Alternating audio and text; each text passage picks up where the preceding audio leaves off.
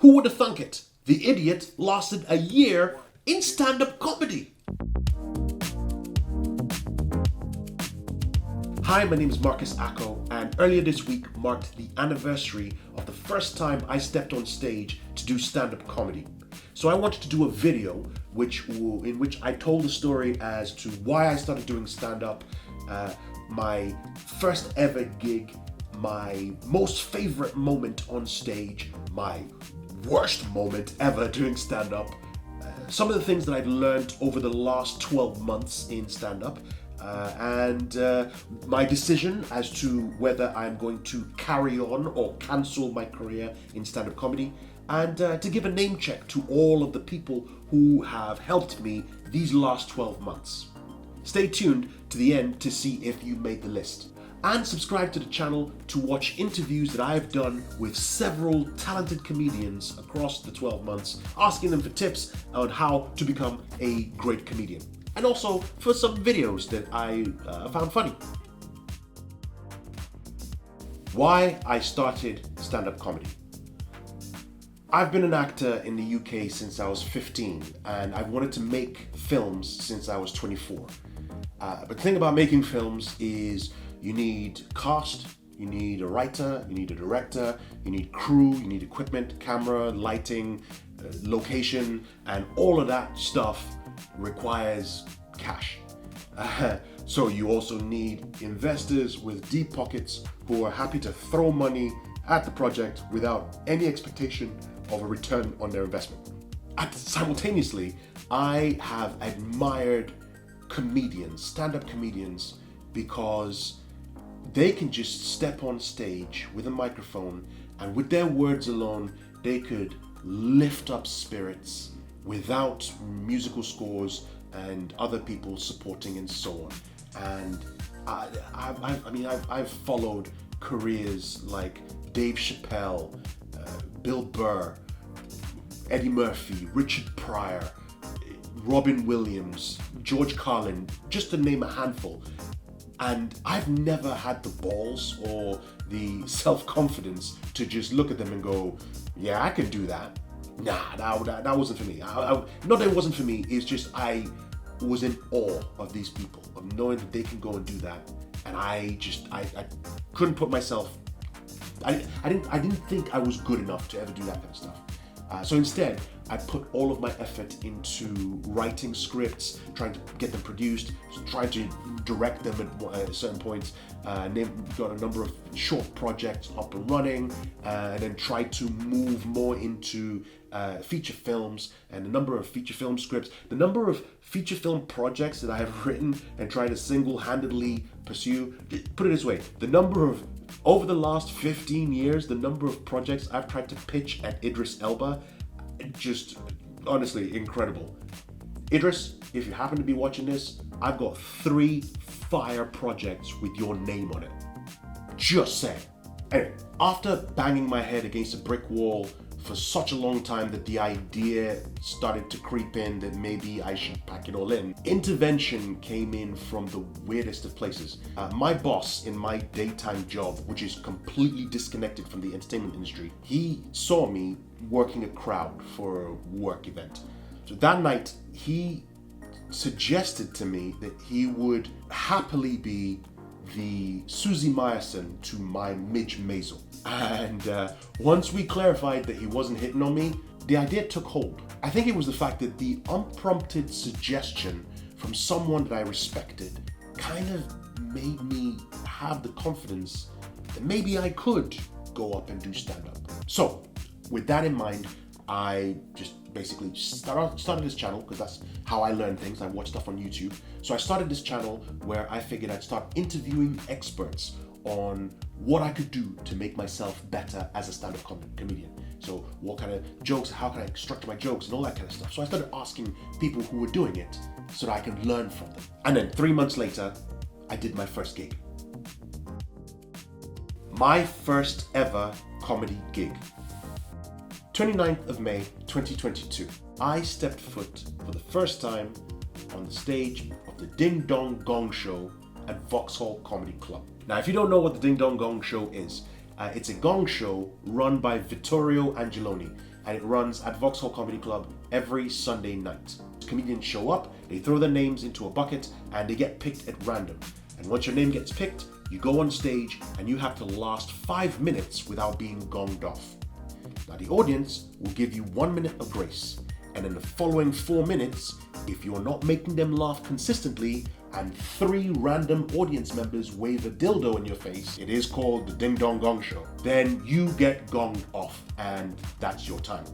Now the great thing about Ding Dong Gong Show is, unlike other gong shows, you get a panel of 3 other comedians who will give you critique on your performance, on things that you did, whether you were good or not. Either that or they would take the piss out of you some more. Roman Harris, I'm looking at you specifically for that last one. Now, other gong shows will just gong you off and send you off into the night to go and cry yourself to sleep. That particular night at the Ding Dong Gong Show, I remember 2 guys quit comedy right there. Never seen them again. And the winner of that particular night was Blank Page. She crushed. Anyway, I, on the other hand, I lasted 2 minutes and 45 seconds. And I would have been the 3rd person to quit comedy that night if I hadn't replayed the advice that I was given on the train journey home. My set was about how weird certain types of insults are, how they don't make sense. The set was nothing about me. And Vittorio and the other 2, they said to me that that particular set of jokes, yeah, it could be pulled off by people like Dave Chappelle or Bill Burr or whatever, people who are known. They're already known, so the audience trusts them with where they're going. Nobody knows who the hell I am. So how do they know where I'm going with it or where that particular joke is coming from? Write more about you. Introduce yourself. Get them to know you. So I took that advice. And the very next night, I wrote a 5-minute set about me, my wife, and my kids. And I went and performed at the Comedy Virgins at the Cavendish Arms. And I took my first ever trophy for being in comedy that very night. I'm Marcus. Thank you very much. Do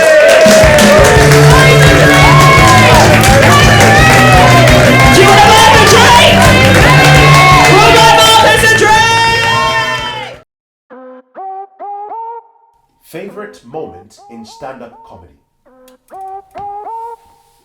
My favorite moment, without a doubt, was this one. That is the last time I go to a costume party in Maidenhead.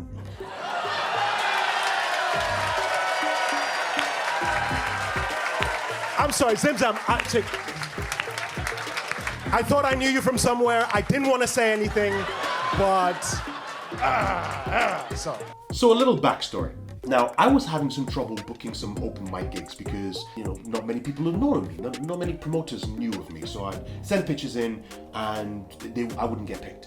So I figured the best way to get gigs would be to volunteer for the kind of gigs that nobody would want to go and do, like, the gong shows, Ding Dong Gong Show and whatnot. In fact, funny enough, for my 4th ever performance, I went back to the Ding Dong Gong Show and somehow I got even worse. I got booed off after a minute and a half, in which Roman Harris was one of the judges, and he said this. Marcus, my guy. Man, when a black man starts talking about impregnating multiple women, listen, I'm telling you, man, the audience will show you what they feel, you know what I'm saying? Thanks, Roman. But also on the night was another judge, Adam Coumas, funny comedian. And he agreed to do some interviews with me and give me advice on how to shape up my comedy persona and style. So armed with the information that he had given me, I decided I was gonna book myself on the monster of all gong shows in London, Comedy Store's King Gong Show. Now this show, its reputation for being the harshest gong show in London is not unearned. They actively encourage the audience to heckle the comedians, and boy, do they. I can just stay here to fight this. And me, being the idiot that I am, hence the channel name, I figured, hey, what the heck? let's jump right in. Now, lucky for me, the open mic gig that I had done the night before King Gong as a warm-up or prep was at the Sunday Shtick, which is at Kentish Town. At the time, it was run by the brilliant comedian Craig Smalls. Now, that night, I met the imitable Mark Flynn, who's a veteran at King Gong. So I asked his advice. And his first tip, are you wearing that shirt? I said, yeah, don't. And then he spent another half hour, reeled off a whole bunch of information, and I'm sitting there just making notes upon notes upon notes. So the next night, I go to the Comedy Store, and what do you know, Mark Flynn is in the audience. I'm fourth up. So I'm standing there, and I watch 3 other comedians go up and flame out, all under a minute each, being booed and heckled and whatnot. So I step up. Ria Lina was the host that night. In my head, I'm just saying, just look at it like any sexual encounter and try and last longer than 3 minutes. But then I do the first joke and the crowd like it. The next joke, and the next joke. And then when I tag that audience member, the audience just eat it up. And then I'm thinking, oh my God, you can do more than 3 minutes. You can do more than 3 minutes. Just carry on, just carry on. And then this happens.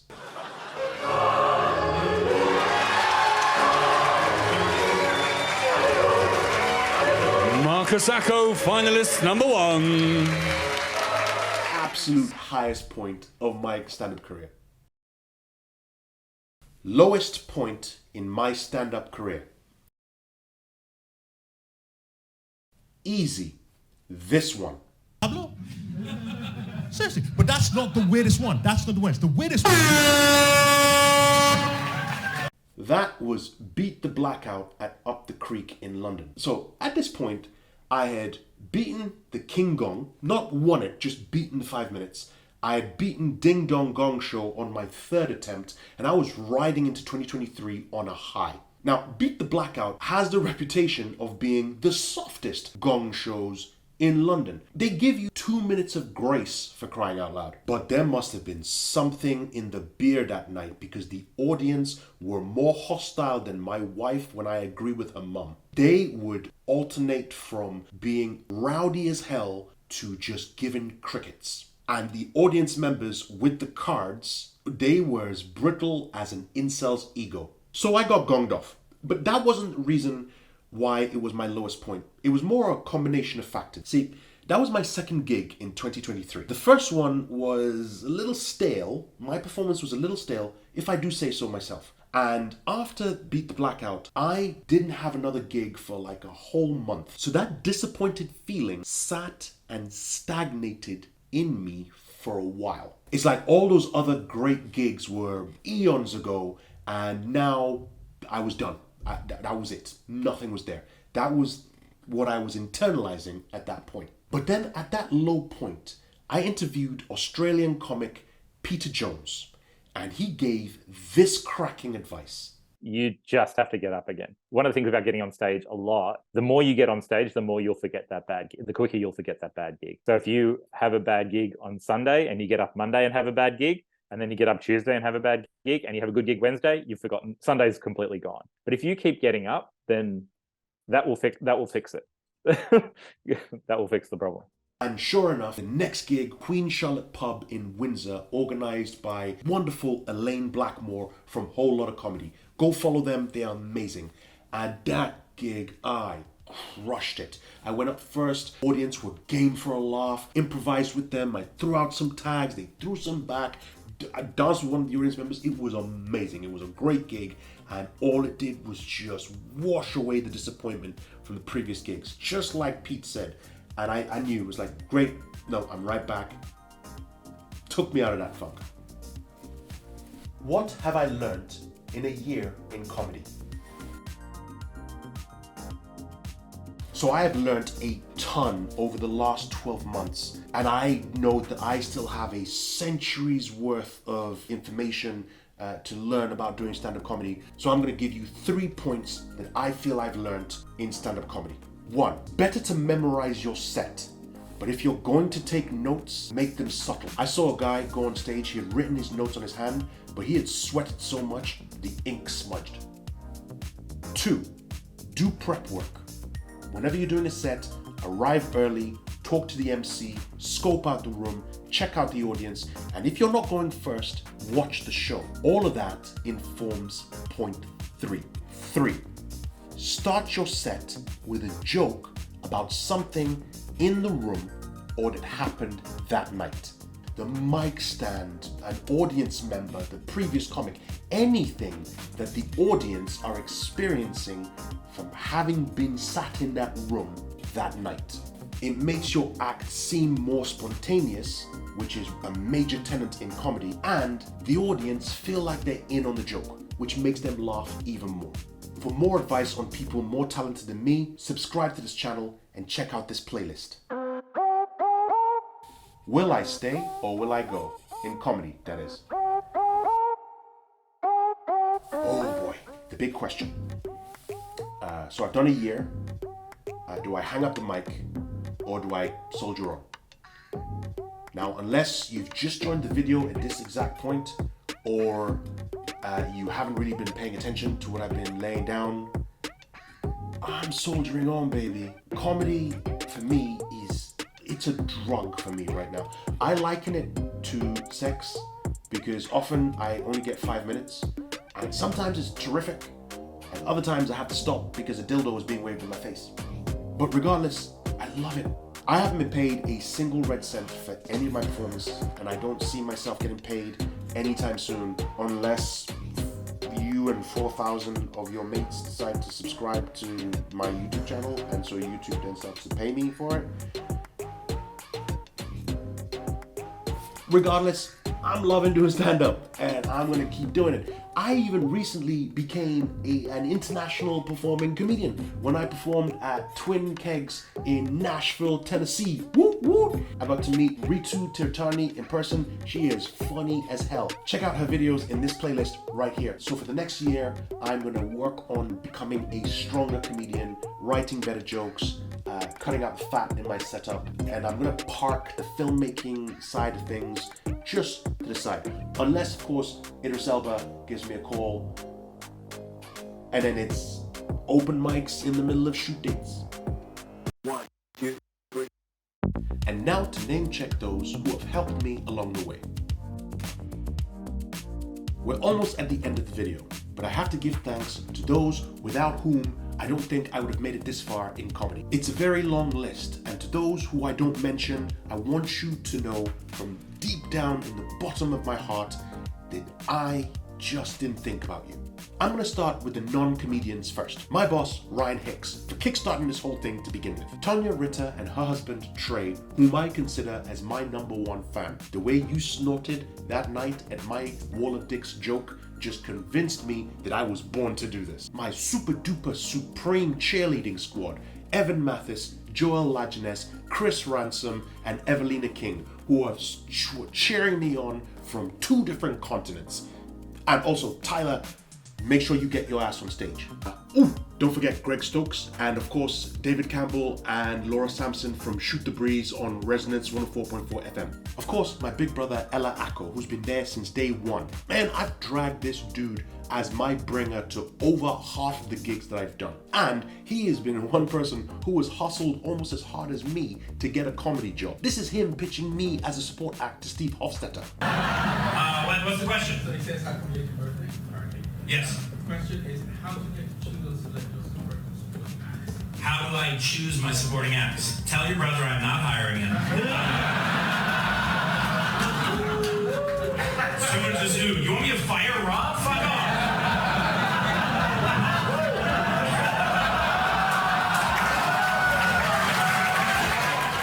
And of course, my wife and my kids, upon whom some of my greatest jokes are based. Thank you, I love you all, and you're weird. And now for the comics who have helped me along my journey. Liz Miele, this globally renowned comedian, tours the world regularly and yet still had the time to sit down with me for an hour-and-a-half interview. Twice. Go get her book, Why Cats Are Assholes. It's hilarious. Adam Coumas and Mark Flynn. Without these 3, I wouldn't have made it through the King Gong final. Hattie Preston, fantastic comedian, currently promoting Don't Tell UK. Go check her out. Brandon Palmer, the American in the UK. This boy is tall, dark, and handsome, and funny as hell. Brandon, next time I see you, I'm bringing my finger to your butt. Private joke. Nads the comedian. Fiery tongue, nothing holds this woman back. Dane Buckley. Guarantee you in the next year, you're going to see him on your TV. Ritu Tirthani, the funniest Indian performing in Nashville. And other places as well, but she's got Nashville cornered. Eugene Duzaze, just don't let him Thanos click you. Babatunde Aleshe, currently crushing the UK comedy tour, and the nicest guy you will ever meet. One mistake he made though, in a moment of weakness, he agreed with a Ghanaian woman that Ghanaian jollof rice is better than Nigerian. But you know what? I will forgive you the moment you let me open for you on tour.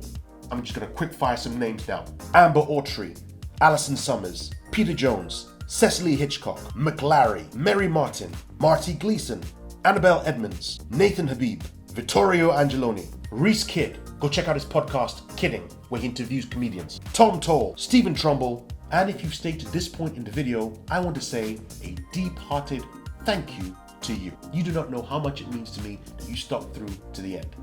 Thank you very much. I hope you subscribe, you watch my other videos, you like, and you share with other people. Here's to seeing another 12 months in comedy. Adios.